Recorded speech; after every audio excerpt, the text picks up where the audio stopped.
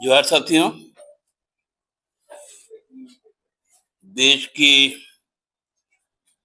आर्थिक स्थिति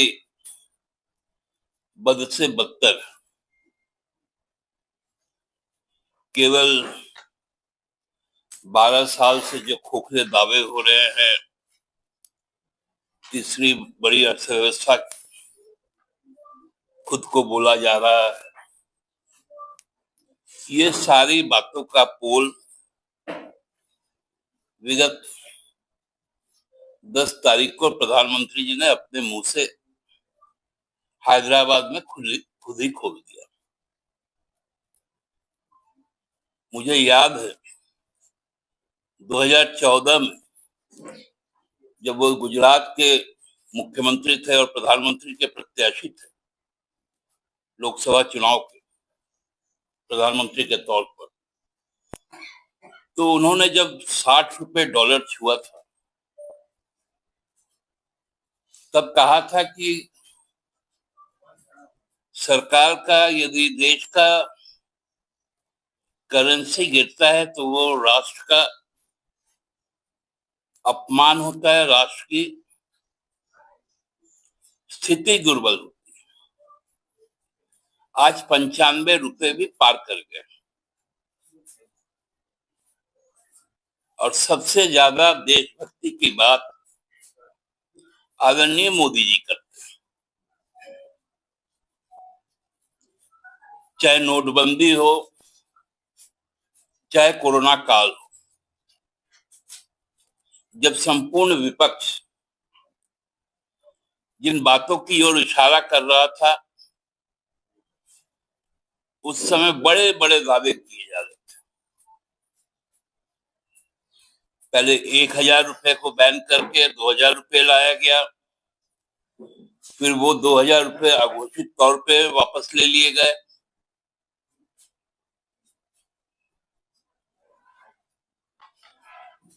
उनकी सारी जो डींगे हैं और खासकर भारतीय जनता पार्टी की जो बड़बोलापन है और अपने कॉर्पोरेट मित्रों को जिस प्रकार से ऋण माफ करना, देश से बाहर भेज देना, पूरे पीएसयूज को समाप्त कर देना, जब ये चीजें हम लोग बार बार कहते थे तब वो धर्म के नाम पे, जात के नाम पर बड़ी बड़ी डींगे हाँकते थे और चुनाव जीतते थे। 2024 में आपको याद होगा उन्होंने अपने मन से कहा कि इस बार यदि इंडिया गठबंधन की सरकार आएगी तो घर से सोना निकाल दिया जाएगा। अब बोल रहे सोना मत खरीदो एक साथ।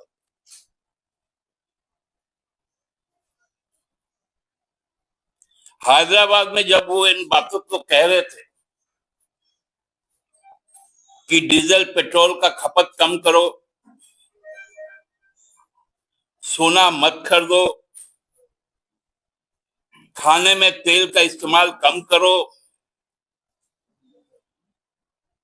क्योंकि देश में रासायनिक खाद नहीं है, सरकार बुरी तरह से फेल है।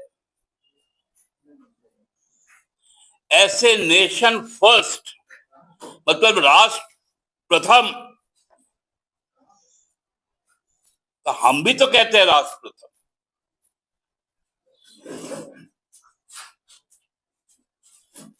वो बोलते हैं इसके लिए राष्ट्र के लिए त्याग करना है।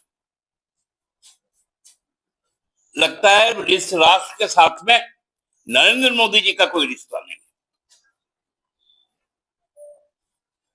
राष्ट्र के प्रति उनका कोई दायित्व नहीं। और 7 पॉइंट गिना देते हैं। हम भी राष्ट्र के नागरिक होने के कारण ये 9 पॉइंट, 9 बातें उनसे हम भी कहना चाहते हैं, हम भी अपेक्षा रखते हैं। पहला, आप अपनी विदेश यात्राएं 1 वर्ष तक स्थगित रखें। आपको मालूम है ना अभी शुक्रवार को ही वो 7 दिन के लिए यूएई और यूरोप के 6 देशों में घूमने जा रहे हैं। मैं घूमना सब कह रहा हूं क्योंकि लौट के आके बताते कभी नहीं है कि क्या हुआ। इजराइल गए, दूसरे दिन से आक्रमण शुरू हो गया खाड़ी के देशों में, लोगों को बताया नहीं। लेकिन चूंकि वैश्विक स्थिति में कुछ विशेष परिस्थिति होती है, जब यूएनओ बुलाता है या कोई समिट होता है, तब तो देश का प्रतिनिधित्व करना ही पड़ेगा, तब जाए। ऐसे घूमने तफरी करने मत जाए।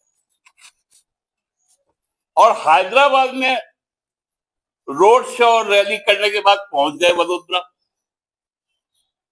फिर 2 किलोमीटर का रोड शो किया,